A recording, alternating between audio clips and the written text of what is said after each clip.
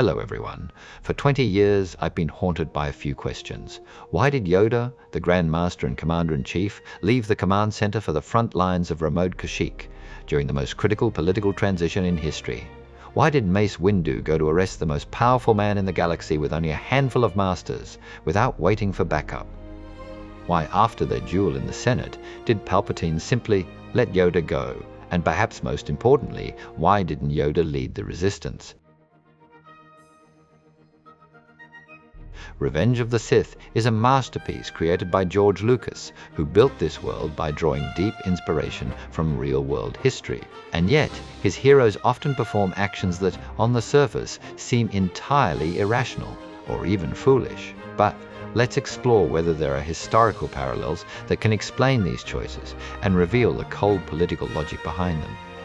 In this series, we won't be talking about the Force. We won't be talking about prophecy or magic. Instead, we're going to look at the fall of the Jedi through the lens of history and political science.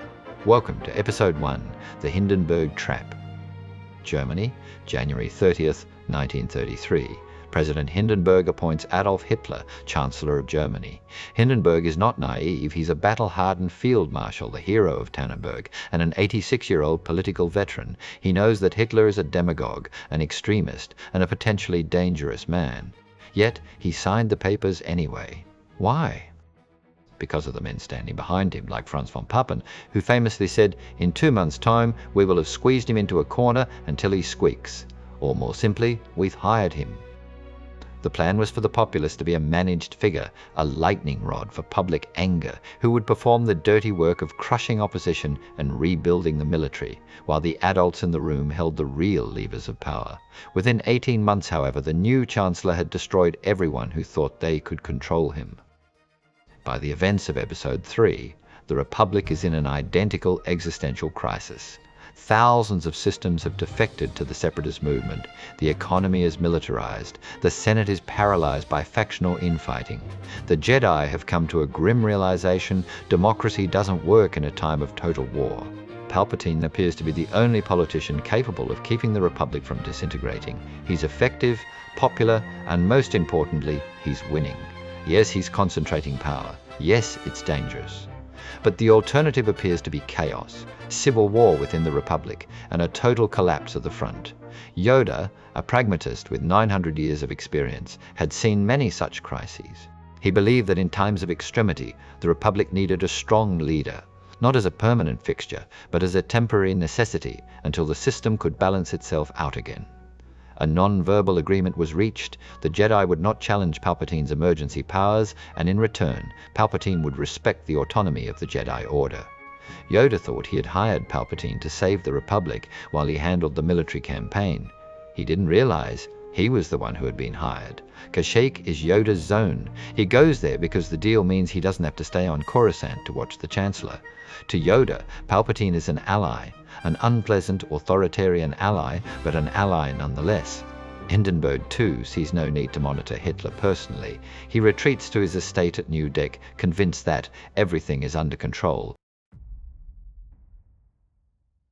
Windu is the only one on the council who isn't part of the deal, or, more accurately, the only one who realizes the deal is dead. When Anakin tells Windu that Palpatine is a Sith, Windu realizes the scale of the disaster, not just militarily but politically. The Order's leadership has been collaborating for years with the very enemy they swore to destroy. If this becomes public, the Jedi will be destroyed not by Order 66, but by scandal. The Guardians of the Peace have been working for a Sith for years. Did they know? Were they complicit? Windu goes to arrest Palpatine immediately, and with a small group, not because of time constraints, but because he can no longer trust his own leadership. He doesn't know which council masters are part of the agreement with the Chancellor. He doesn't know if someone will warn Palpatine. He acts with the logic of a man who has discovered a conspiracy within his own organization. There is a direct historical parallel.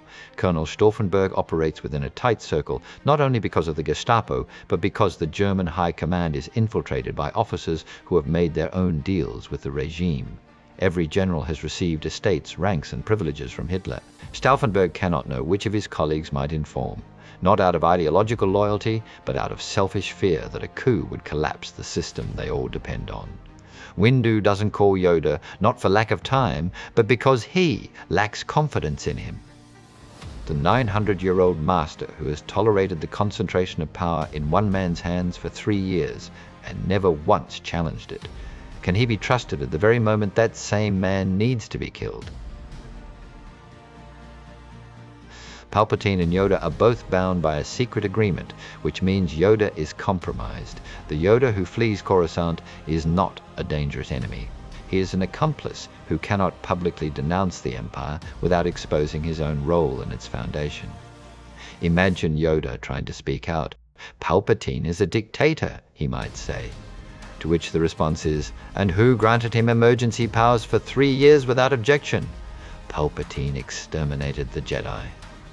And who commanded the very clone army that carried out the Purge, despite knowing its suspicious origins? Palpatine is a Sith. And how is it that the greatest master in the galaxy failed to detect a Sith Lord in the building next door for 13 years? Every accusation Yoda makes against Palpatine is a boomerang that strikes Yoda first. Palpatine understands this perfectly.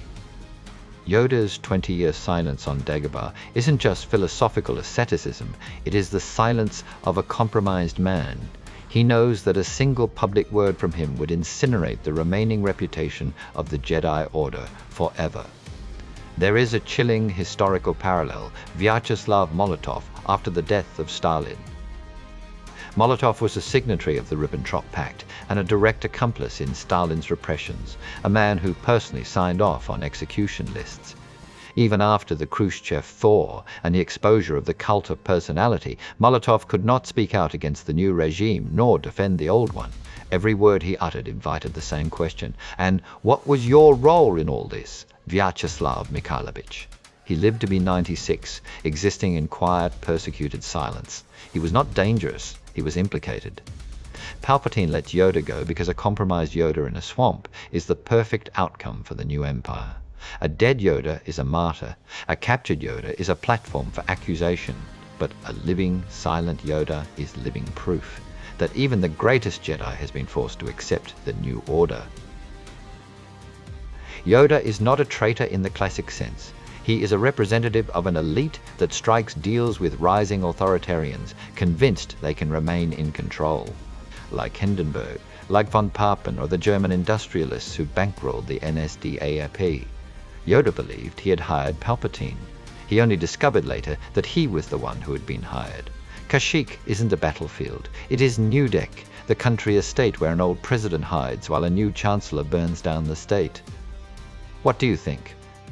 Was the Jedi's fall inevitable because of their politics, or could a different leader than Yoda have changed the outcome? Let me know in the comments. In the next episode, we will explore other historical analogies that help explain the seemingly illogical behavior of galactic leaders. Thanks for watching.